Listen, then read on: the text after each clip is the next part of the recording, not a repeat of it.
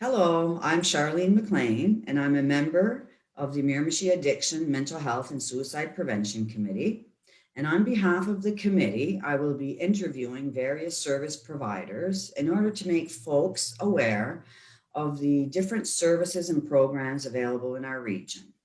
So in today's Resource Spotlight segment, I am joined by Cindy Green, who is the Executive Director with Autism Resources Miramichi. Thanks so much for joining me today, Cindy. Oh, thank you so much for having us. So Autism Resources Miramichi has an acronym, ARM, A-R-M. That's right. So tell us a little bit about ARM's mission. ARM's mission is to provide resources to persons of all ages living with autism spectrum disorder by providing guidance, advocacy, and high-quality programs strategically designed for those with a diagnosis of autism spectrum disorder and those who work closely with this population in the area of Miramichi in the context of an inclusive, inviting, community-oriented environment. So then you wouldn't only work with the youth, but you may work with their families as well. Absolutely. And professionals who work with the family and the children or the youth or the adult. Okay, perfect. So how long has this service been available in the Miramichi area? ARM has been open since 2007. So going on 14, 15 years. And we serve anyone in the city and outlying regions. So if you can get to us and there's no other center that would be closest to you, then we will do our best to support you and help you. So it doesn't necessarily have to be anyone directly in Region 7, even if they're past Region 7, if they can access your services, you will provide them with some support?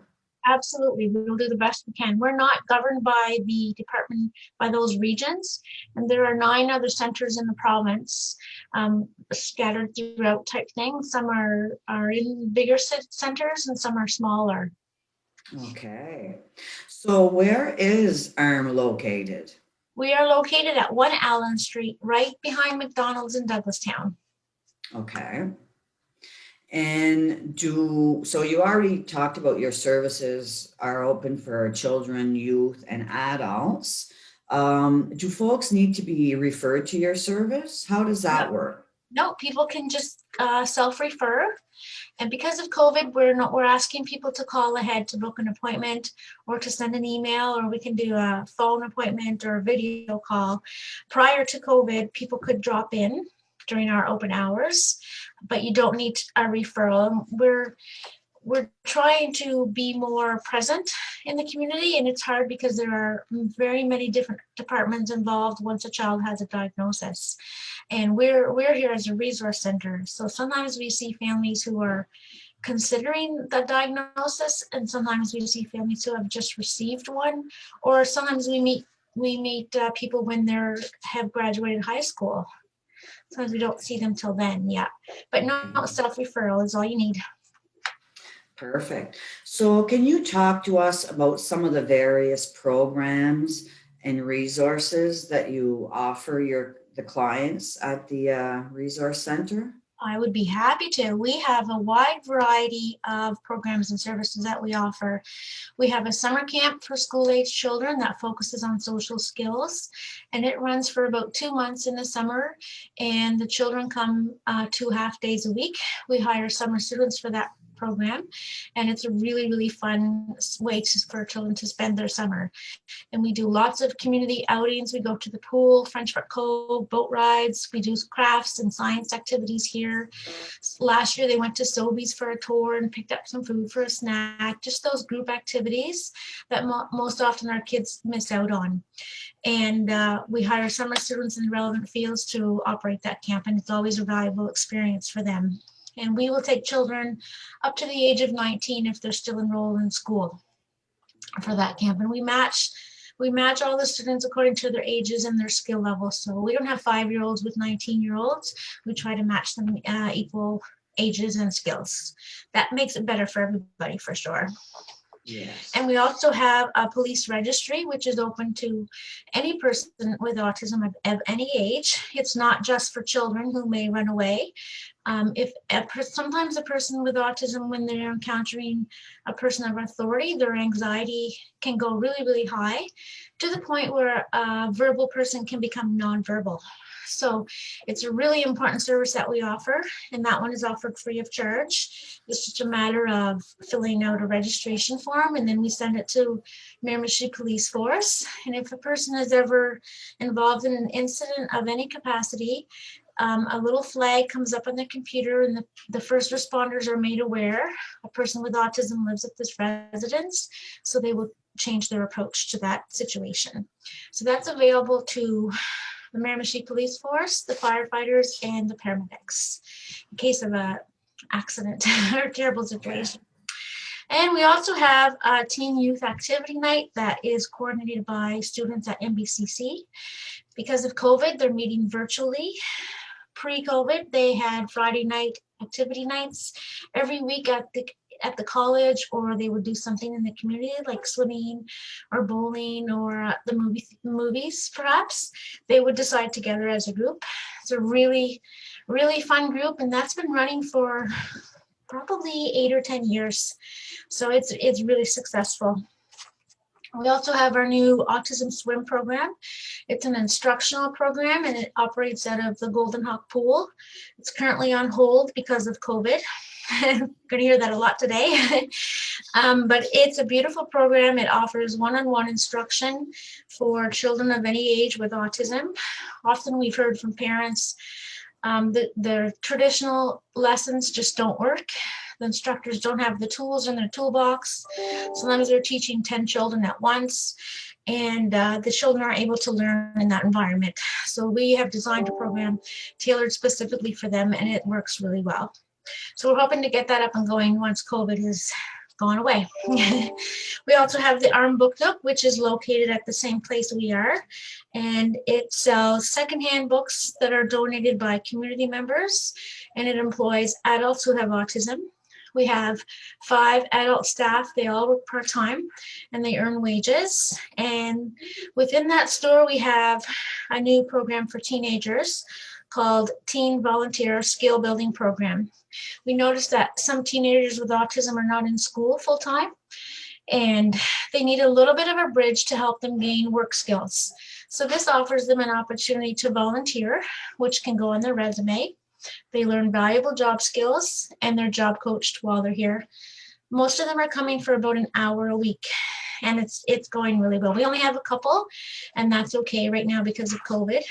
But that program can act as a nice bridge to our employment skills program, which is available for young adults who have graduated high school. It's a 30-week program. They learn lots of hands-on job workplace skills, and then they're matched with an employer in the community, and they earn wages. And that can lead to our new program, which is called Career Quest. And it is a job searching program, job searching skills teaching program, I guess. And we partnered with Autism Nova Scotia to be able to have that program. We're starting next week. We're really excited about that one. So sometimes a participant is in the employment skills program, and at the end, the employer is not able to retain them for whatever reason. So they can come back to us and join the Career Quest program, and we'll help to teach them the job searching skills. A really important component to be organized in order to track what jobs you're searching for, how to tailor a cover letter, how to do interviews, things like that. So we have a lot of programs on the go. A lot of programs. Yeah, we also have a lending library of resource books and DVDs that we can offer for families and professionals if they need information about autism.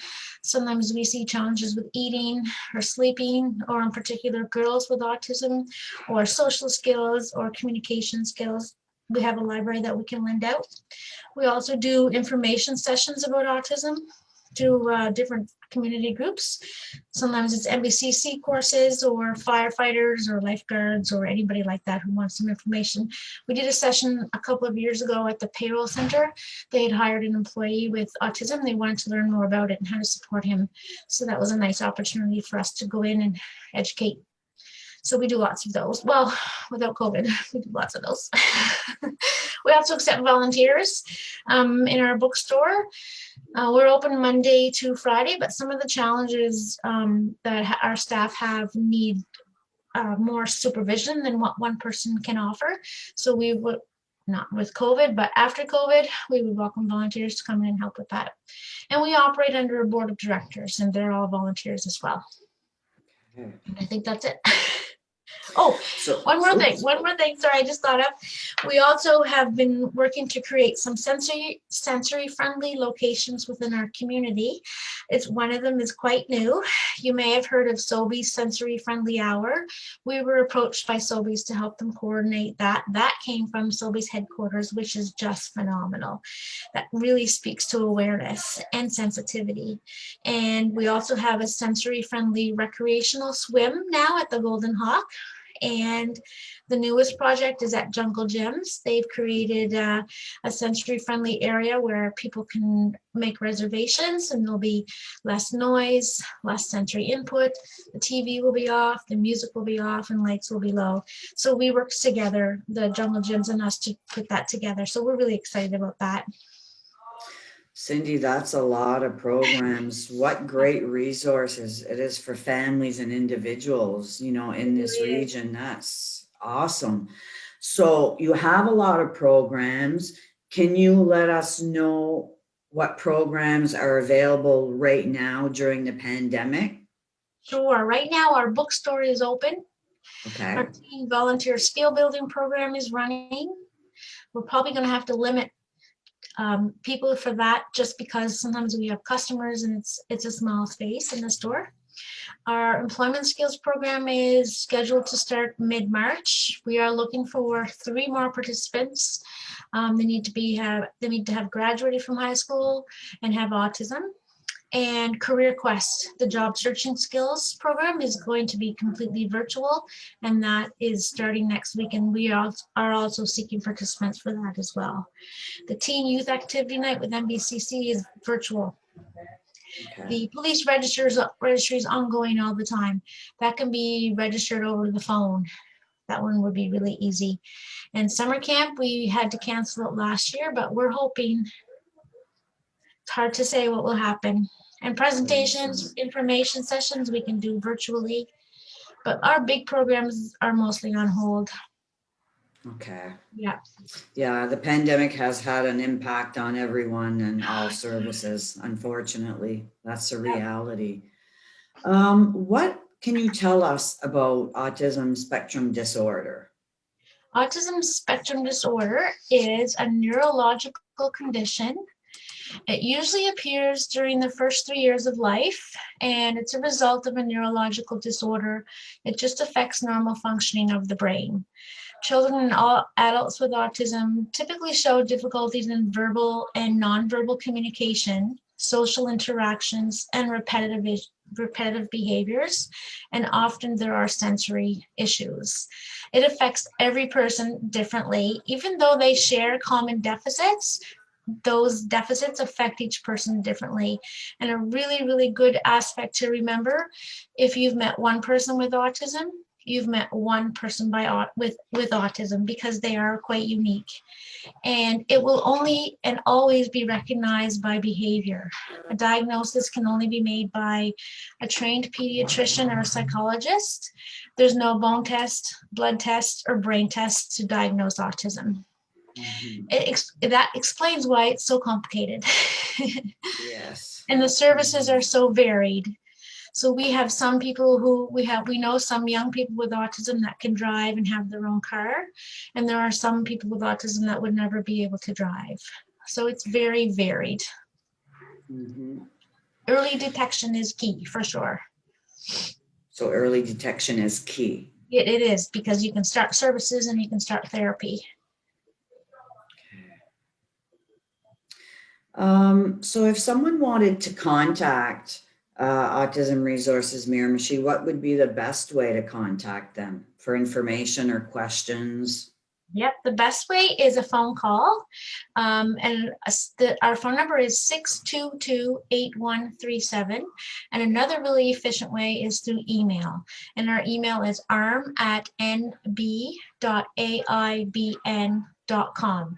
And you can find both of those information on our website. It's armnb.com. I don't go there very often, but that's what it is. And actually, I did write some of that information on a slide, and I'll show it towards the end of the presentation in case anyone wants to mark it down. Perfect. So are there any ways that our communities can support Autism Resources Miramichi? The best way for our community to support us is by donations. We receive a really small grant from the province, and that small grant covers the one person's wages and a few office supplies. So all the programs that I've listed are being supplied through grants and subsidies and student bursaries and things like that. So we have to work really, really hard to secure those grants. They take a lot of time. And we're thankful that we have them, because without them, we wouldn't be able to. The Employment Skills Program, for example, is funded both provincially and federally. And this will be our last intake for that program, because the funding is not offered again. It might be offered as something different that we may or may not be able to tap into. So right now with COVID, we have a big push to support local. Shop local. And the new slogan I've designed is shop local and support local, because we often tap into our local businesses and restaurants and community members for those resources. And if our community members are not supporting the local businesses, then we will lose the support as well. So it's really important for our community members to come together. We actually have a little fundraiser starting today or tomorrow, a basket of donated items. We're going to sell squares on here at the store. So we would definitely appreciate everyone's support. People can drop in with money, or they can call or make arrangements. So any type of donation is greatly welcome. Perfect.